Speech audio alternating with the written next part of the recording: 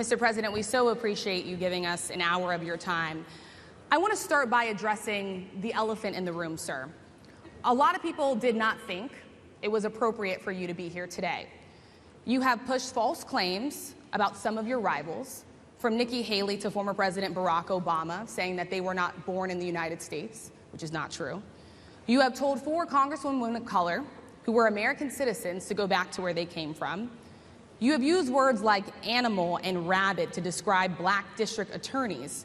You've attacked black journalists, calling them a loser, saying the questions that they ask are, quote, stupid and racist. You've had dinner with a white supremacist at your Mar-a-Lago resort. So my question, sir, now that you are asking black supporters to vote for you, why should black voters trust you after you have used language like that?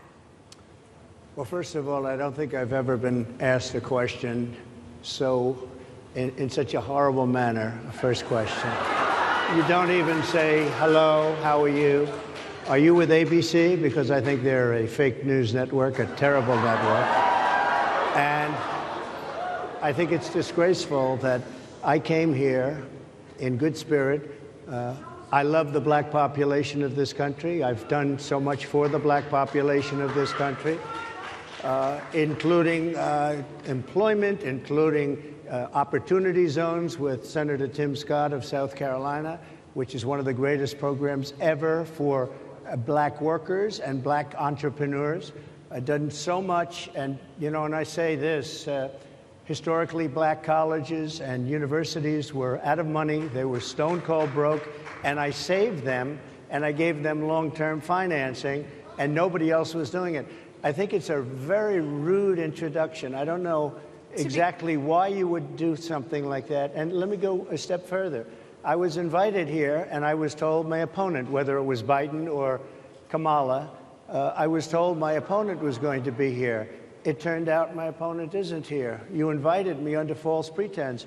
And then you said, you can't do it with Zoom. Well, where's Zoom? She's going to do it with Zoom, and she's not coming. And then you were half an hour late. Just so we understand, I have too much respect for you to be late.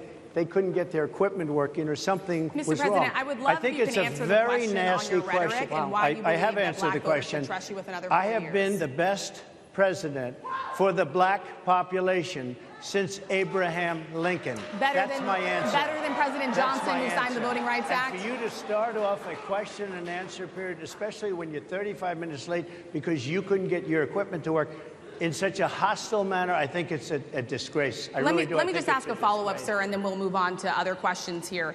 Some of your own supporters, including Republicans on Capitol Hill, have labeled Vice President Kamala Harris, who is the first black and Asian American woman to serve as vice president and be on a major party ticket, as a DEI hire. Is that acceptable language to you? And will you tell those Republicans and those supporters to stop it? How do you define DEI? Go ahead. How do you define diversity, equity, inclusion? Okay, yeah, go ahead. Is that what your definition? Give me a definition then. Would you give me a definition of that? Give me a definition of that. Sir, I'm asking you a question, a very direct question. Define it for me, if you would. I just defined it, sir. Do you believe that Vice President Kamala Harris is only on the ticket because she is a black woman? Well, I can say, no, I think it's maybe a little bit different. So I've known her a long time indirectly, not directly very much. And she was always of Indian heritage, and she was only promoting Indian heritage. I didn't know she was black until a number of years ago when she happened to turn black, and now she wants to be known as black. So I don't know, is she Indian or is she black? She has always identified as a black woman. She went to a historically black college. I respect either one, but she obviously doesn't, because she was Indian all the way, and then all of a sudden she made a turn, and she became a black person. Just to be clear, sir, do you believe that she is... I think somebody should look into that, too, when you continue in a very hostile, nasty tone. It's a direct question, sir. Do you believe that Vice President Kamala Harris is a DEI hire, as some Republicans have said? I really don't know. I mean, I really don't know. Could be. There are some, and there are plenty. I know this lady right over there, Harris, is a fantastic person who just interviewed me at length. And we had a great interview, I think, and I heard you got very good ratings on that interview. You told me it was the longest one of your life, so we had a good discussion. Look, I want to talk about why you're here today. I mean, it is not lost on us how divided we are as a country. And as you were coming today, we really got to see that we were divided along the lines of race, along the lines of gender. And there is this question of, in this moment where we are, why come here? What is your message today? My message is to stop people from invading our country that are taking, frankly, a lot of problems with it. But one of the big problems, and a lot of the journalists in this room I know and I have great respect for, a lot of the journalists in this room are black. I will tell you that coming from the border are millions and millions of people that happen to be taking black jobs. You had the best. What exactly is a black job, sir? A black job is anybody that has a job. That's what it is. Anybody that has a job. All right. And Mr. President, they're taking the employment away from black people. They're coming in, they're invading. It's an invasion of millions of people, probably 15, 16, 17 million people. I have a feeling it's much more than that. And everybody's been seeing what's happened. The first group of people, the black population, is affected most by that. And Kamala is allowing it to happen. She's the border czar. She's the worst border czar in the history of the world. There's never been a border czar like this. She's never even essentially been. She said she was there once, but not the right part of the border. So she was a border czar. She's done a horrible job. These people are coming into our country, and they're taking black jobs and Hispanic jobs, and frankly, they're taking union jobs. Unions are being very badly affected by all of the millions of people that are pouring into our country. And one thing, as we discussed, many of these people are coming in from mental institutions, from prisons, from jails. They're gang members in other countries. Other countries are setting loose their prisoners. They're opening up their prisons and their mental institutions, and they're taking their bad people, drug dealers, gang members, and they're bringing them into the United States. And by the way, their crime rate is going down, and our crime rate is going to be a disaster. Mr. President, I want to get into how you address some of the issues with black communities. And I say that plural because we live in communities of color that are different. We're not all the same. We don't vote the same. We don't think the same. True. It's not monolithic. So as you come here today, I want to talk about something that bursts. And this is the weight of the inflation on this country right now. The nonprofit Money Management International recently released data from its mid-year analysis that we have found a 52% rise in people who are seeking counseling for being in credit debt. They're paying for food that is sky high on their credit cards, and now they can't pay that off. The credit counseling nonprofit MMI, as I said, is saying now that they've seen surges that they haven't seen since we were in a pandemic of people in financial trouble. Much of that falls on the shoulders of single moms, single black moms, when you look statistically. Yeah. How do you turn it around? What's your plan for the black community when it comes to money? So, first of all, it's very hard to hear you for whatever reason because of the fact that they have bad equipment, because I guess, you know, this woman was unable to get the right equipment. But it's very hard for me to hear you, but I can hear every other word. It's very difficult, actually. But so I don't know if they can fix it or do something with it, but I'll do the best I can with it.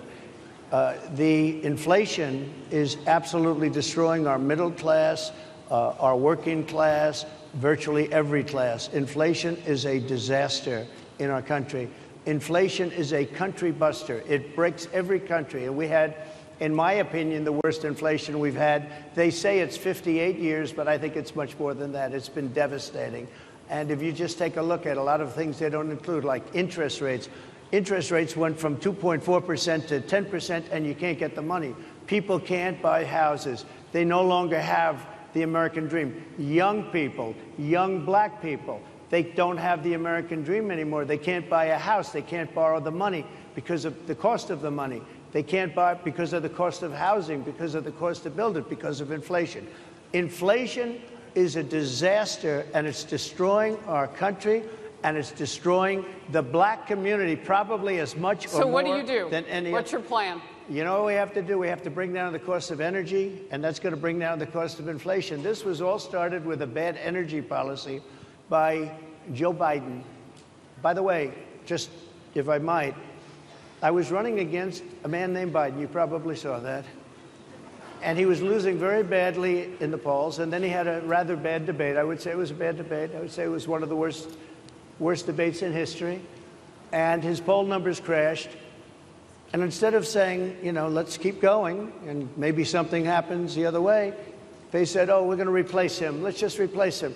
That's like you're in a fight, a prize fighter's in a fight. He's not doing what you say, let's bring in another fighter. So our whole campaign was steered toward him, and now we have to steer toward him. But ultimately it's the same because they have bad policy. They have policies of open borders, unbelievable open borders, horrible energy policies. They want to get rid of, as you say, gasoline in cars. They want to get rid of oil. They want to get rid of efficient heating. Mr. President. Environmentally, what they're doing is killing our country. They're absolutely destroying our country. But the inflation is the thing that's hurting the black worker, the black population, and every other population within our country. Inflation is the worst it's been, I think, in over 100 years. And they'll fact check it. They'll say it's only 58. Whatever it may be, they don't add all the numbers. They don't add the really bad numbers, and you can check that too. But inflation, Harris, is absolutely destroying this country and the people in our country. Yes, Mr. ma'am. President, can I ask you another question Yes, that is also impacting black Americans? And that's very clear now. Good. I'm sorry? It's very clear. I hear you. Okay. So Sonia Massey, someone from Illinois, an unarmed black woman, was shot the other day in her home by a deputy sheriff. The deputy has since been charged with murder. You've said police would get immunity from prosecution if you win. Why should someone like that officer have immunity, in your opinion? Immunity? Immunity. I don't know the exact case, but I saw something, and it didn't look good to me. It didn't look good to me. Are you talking with the water, right? Yeah, well, police unions are not backing this person either. Okay. But again, why would... Are they going to be charging the officer? I guess they're charging the officer. So why should he receive immunity? Well, he might not. I mean, it depends. It depends on what happens. I'm talking about people that are much different cases than that. We need people to protect ourselves. And by the way, in Chicago, as an example, a few weeks ago, July 4th weekend, they had 117 shootings and 17 deaths. Nobody wants that. Nobody wants that. We need to have our police officers have the respect and dignity back. In this particular case, I saw something that didn't look good to me. I didn't like it. I didn't like it at all. So can you get a little more specific back to the immunity question? Who would make those Well, right now, for the most part, people are protected by their unions, by their police unions, or by their police departments. But I'm saying if I felt, or if a group of people would feel that somebody was being unfairly prosecuted because the person did a good job maybe with crime, or made a mistake, an innocent mistake. There's a big difference between being a bad person and making an innocent mistake. But if somebody made an innocent mistake, I would want to help that person. What would those exceptions be? What would determine an innocent mistake? You go after somebody and it's a very close call and it's very dangerous. And you know, they have, the policeman's life and woman is a very difficult thing because sometimes you have less than a second to make a, you know, life and death decision. And sometimes very bad decisions are made. They're not made from an evil standpoint, but they're made from the standpoint of they made a mistake. So I want to follow up really quickly. You know, I find it interesting because you do talk about reining in prosecutors, especially when it comes to prosecutors that are prosecuting you. Why doesn't that skepticism apply to law enforcement? Well, I've been prosecuted because I'm a political opponent of two people that have weaponized our justice system. I've been prosecuted. I just won the big case in Florida. Everyone said that was the biggest case. That was the most difficult case. And I just won it. Now, Biden has a similar case, except much worse. I was protected under the Presidential Records Act. Biden wasn't, because he wasn't president at the time. And he had 50 years worth of documents. And they ruled that he was incompetent, and therefore he shouldn't stand trial. And I said, isn't that something? He's incompetent, and he can't stand trial, and yet he can be president. Isn't that nice? Mr. President, but they released him on the basis that he was incompetent. They said he had no memory, and he was a nice old guy, but he had no memory, and therefore we're not going to prosecute him. I won the case, and it got very little publicity. I didn't notice ABC doing any publicity on it, George. We cover you George extensively, sir. I'd Slappadopoulos. love to move over on to I different didn't topics notice you now. do any publicity on it at all. I won the case, the biggest case. This is an attack on a political opponent. I have another one where Sir, I have if you a don't mind, I'd hostile love judge. to. We have you for a limited time, sir. I'd love to move on to different No, topics. excuse if you. we You're the can. one that held me up at 35 minutes, just so you understand. If we can move on now to the state of the race, sir, I want to get back to the campaign. Senator JD Vance is your running mate. He's had a lot of controversy lately, and I want to read you a few things that he has said in the past. He said the Democrats running the country are a bunch of childless cat ladies who are miserable at their own lives and the choices they've made, and so they want to make the rest of the country miserable too. He's not talking here about how great it is to be a parent. He's attacking what he says are the choices people are making to not have children. Did you know that he had these views about people who do not have children before you picked him to be your running mate, and do you agree with him? No, I know this. He is very family-oriented, and he thinks family is a great thing. That doesn't mean he thinks that if you don't have a family, it's not. I know people with families. I know people with great families. I know people with very troubled families. And I also know people with no families. They didn't meet the right person. Things happen. You go through life, you don't meet the right person. But he's not just talking about families here. And he also some of says that those people that don't have children should get less votes than those that do. I'm just speaking for myself. Is that your and I campaign think position? I'm speaking for him, too. He strongly believes in family. But I know people with great families. I know people with not great families that don't have a family.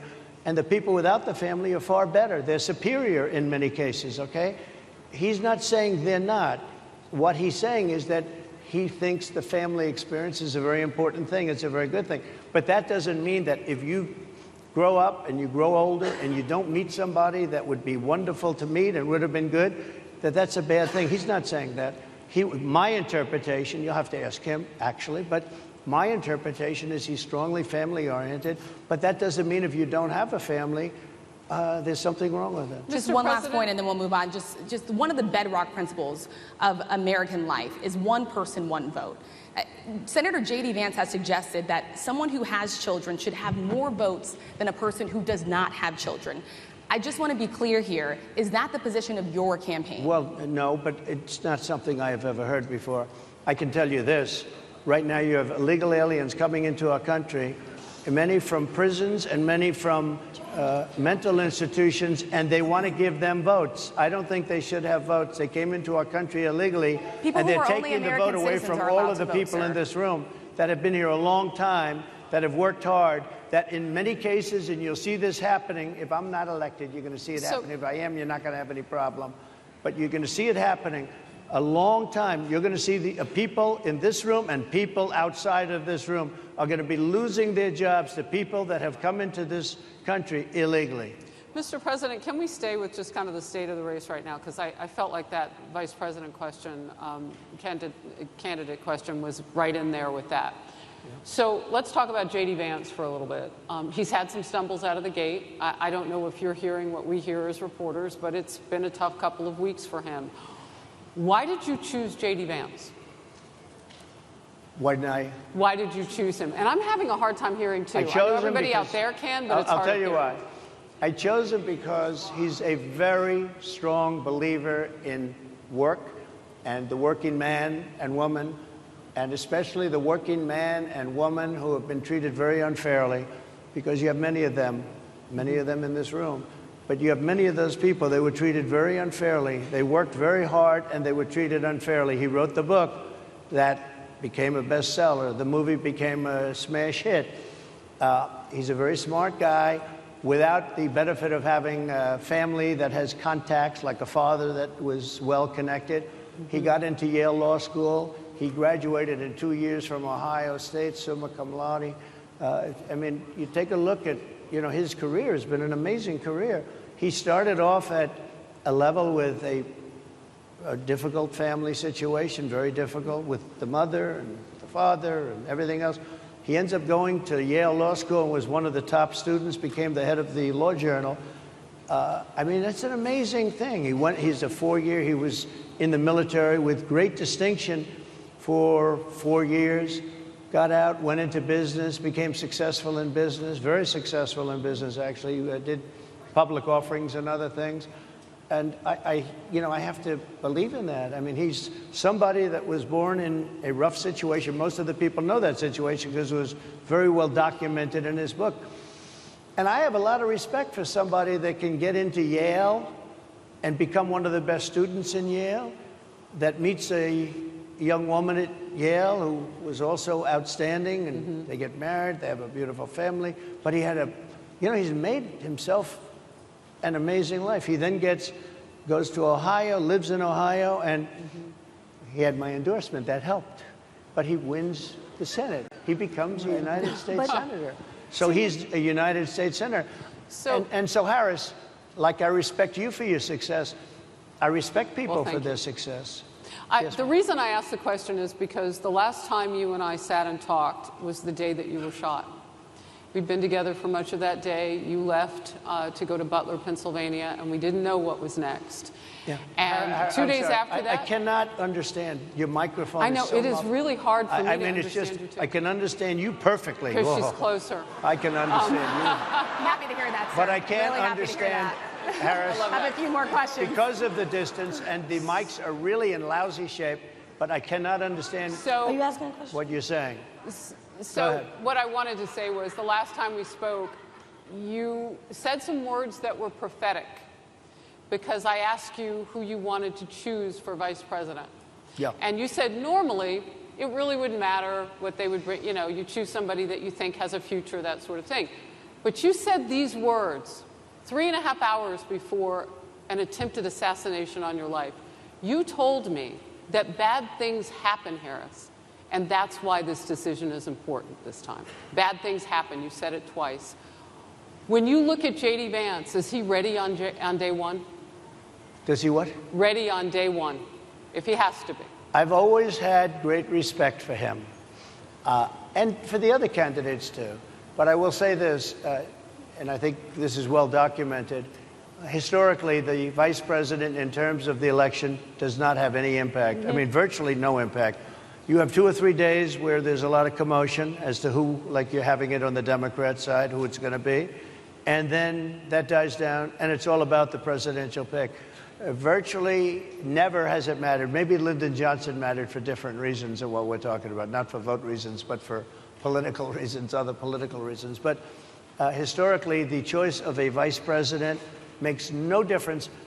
You're voting for the president, and you can have a vice president who's outstanding in every way, and I think JD is. I think that all of them would have been, but you're not voting that way. You're voting for the president. You're voting for me. If you like me, I'm going to win. If you don't like me, I'm not going to win. I'm going to get my JD Vance question in. JD Vance? I'm going to get my JD Vance question in. To your point and to Rachel's point, he, has a lot of opinions about childless women like myself or divorced people like yourself.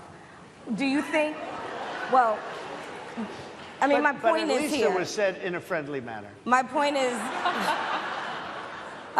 do you think the Republican Party is getting a little bit too judgy about people's lives when you think about abortion or when you think about what JD Vance is saying? I don't think, look, I think that the Democrat Party is really the one that has the problem. I think they're radical on abortion because they're allowing abortion in the 9th month. They're allowing the death of a baby after the baby is born, based on the governor of Virginia. Based on the governor of Virginia, they're allowing the death of the baby after it's born. They're allowing abortions in the 8th and 9th month. Well, Democrats have denied. I think they're right. And I think the Republican Party is actually much less. I think I've made them much less radical, perhaps, but the Republican Party, what we're doing is bringing it back to the states where everybody wanted it. Democrats, Republicans, liberals, conservative, everybody wanted abortion brought back. They didn't want Roe v. Wade in the federal government. They wanted it, everybody wanted it back. But the majority of Americans oppose Roe v. Wade being overturned. They don't know about this. Right now, they're voting. It brought it back to the states. Now, I happen to believe in the 3 exceptions. Ronald Reagan believed with rape, incest, life of the mother. I do. I think most people do. I think most Republicans do also. But if you take a look, right now they're doing, it's an amazing thing, out of the federal government, it's in states, and people are voting. And I will say, Ohio is let's call it a more liberal version, has been approved. Kansas, the same thing, a little bit surprising to a lot of people. But the people are now voting, and it's taking this issue that's been going on for 52 years and has torn our country apart, and it's giving it to the people to vote on. And they're voting. And many states have already voted. Others are in the process of voting. And it's bringing it back to the people and a vote of the people. And it's not at all radical. And again, you have to follow your heart. I happen to believe in the 3 exceptions. Most people believe in the 3 exceptions. Most Republicans believe in the exceptions. But they don't want to see an abortion in the 9th month or the 8th month. Almost everybody agrees to that. And they certainly don't want to see, in the case of the governor of Virginia, the former governor, I might add, who said, we set the baby aside and then we decide what to do. Meaning, what do? We execute the baby. That's a radical, horrible position. And some people want that. I don't want it. Most people don't. Thank you. Can I just pivot really quickly to another question about, you brought up health, Harris. You're an active man. We see you golfing all the time. But if you win, you'll still be president at 82, which is older than Biden is right now. But not mentally. Look, mentally. Here's the question. He's shot. But most people, I know many people in their 80s and their 90s that are in great shape. Some of our greatest leaders. You look at throughout the world history, the greatest leaders, some of the greatest leaders in the world were in their 80s. But here's the question. Would you consider stepping down if you felt that your health was declining? Or would you? Oh, absolutely. And who would make, I think I'd know. How would you make that decision? I think I'd know. Look, if I came onto a stage like this and I got treated so rudely as this woman treated me. Oh, my goodness. And I'm fine with it because she was very rude, sir. Very rude. That wasn't a question. She didn't ask me a question. She gave a statement. That wasn't a question. I repeated your statement, sir, actually. You said you would. You would Oh, make that absolutely. decision If I to step thought down. that I was failing in some way, I want people to be sharp. I'll go a step further. I want anybody running for president to take an aptitude test, to take a cognitive test. I think it's a great idea. And I took 2 of them and I aced them. Well, I took 2 of them. But let me ask. Yeah. I would like to have people running for president, and I don't mean because they're 75 or 85. I think anybody running, I'd like to do it. People say it's not constitutional. I would like to have something passed where you can do it. I think we should know. I mean, I've watched what's happened in the last couple of years under this gentleman, and our country is a mess. We have inflation. We have the millions of people falling in. We have Afghanistan, which was the worst, most embarrassing moment in the history of our country. What he has done to our country, and her too, what they've done to our country, she has been a horrible vice president. She's considered the worst vice president in the history of our country. Don't mean to interrupt you, but would you consider taking the cognitive test? Mr. President. I would love to and do make it public. Well, I've already taken 2 of them, but I'll do it again. Mr. President, how do you intend to... I suggested, Harris, that let's take one. I said, Joe and I will go and take a cognitive test. Now, I'd do it with her, too. I would do it with her also. You know what? She failed her law exam. She didn't pass her law exam, so maybe she wouldn't pass the cognitive test.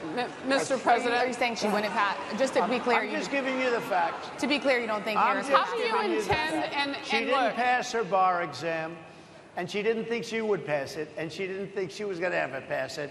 And I don't know what happened. Maybe she passed it. She did pass it. There's a man over here. I think he must work for her. Mr. President, I would love to ask you about January 6th.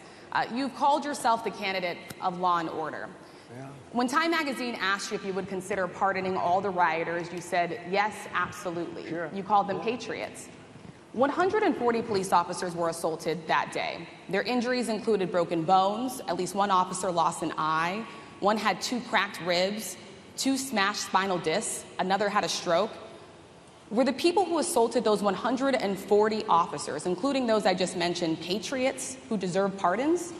Well, let me bring it back to modern day. Like about 5 days ago, we had an attack on the Capitol, a horrible attack on the Capitol. You saw the people that were protesting and spraying these incredible monuments, bells, lions, all these magnificent limestone and granite with red paint, red spray paint, that will never actually come off, especially in the limestone. It will never, I'm a builder, I know about this stuff.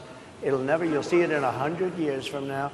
They viciously attacked our government. They fought with police. They fought with them much more openly than I saw on January 6th.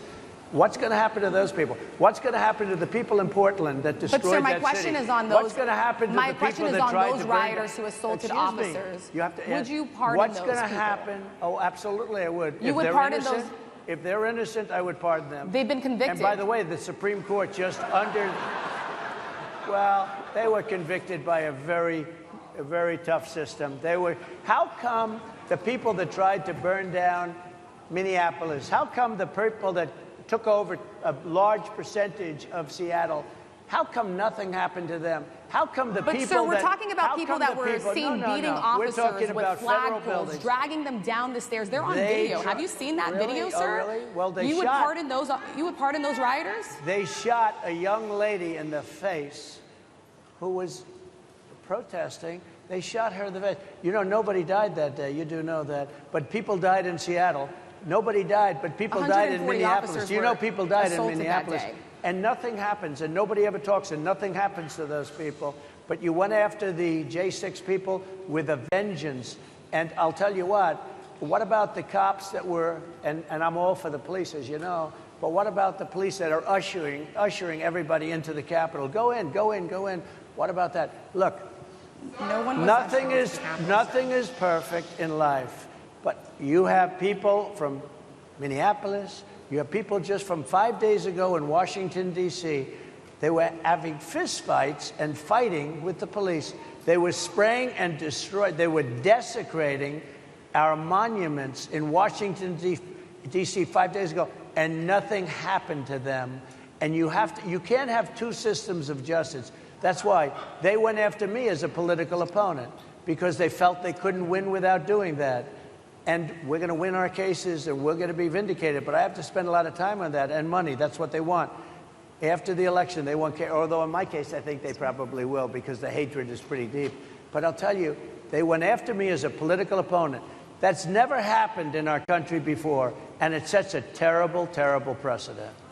What do you do on day one if you win? What's your first thing? What do? I close the border. And I do two things, because I can do a lot of things simultaneously. I close the border. We don't want people coming in. We want people to come in, Harris, but they have to be vetted. They have to be checked. They have to come in legally. I want people to come into our country, but they have to be vetted. They have to be checked. So when you say, what do? That, and I drill, baby, drill. I bring energy way down. I bring interest rates down. I bring inflation way down so people can buy bacon again, so people can buy a ham sandwich again, so that people can go to a restaurant and afford it. Because right now, people can't buy food. Your grocery bills are up 40, 50, 60%, right? She's agreeing to me. Oh, she's agreeing. Thank you. I like you very much. Mr. President, I think we are. But it's true. Your grocery bills are up. And then they're mandating that you buy an all-electric car. You know, Elon Musk endorsed me, and he's a friend of mine. He's a good guy. He's a smart guy. But I'm against everybody having an electric car, okay? I'm very much against that. You have to be able to, if you want a hybrid or if you want a gasoline-propelled car. But, you know, we have more liquid gold, gasoline, oil, under our feet than any other country. More than Saudi Arabia, more than Russia, more than any other country. I want to use it. I want to use what we have. I want to bring down prices, bring down costs. And I also have to stop the invasion. And remember, they're taking your jobs. These people coming in are taking your jobs. Project 2025. I think we have to leave it there by the Trump team. All right. So leave it. That is the last word. Thank you so much, Mr. Trump, for coming today and joining us. Well, thank you very much. They've been telling us. Thank you. Thank you, everybody, very much. Great honor. Thank you, Mr. President. Thank you. NEBJ will email about details regarding the conversation with Vice President Kamala Harris in September. Thank you. Thank you very much.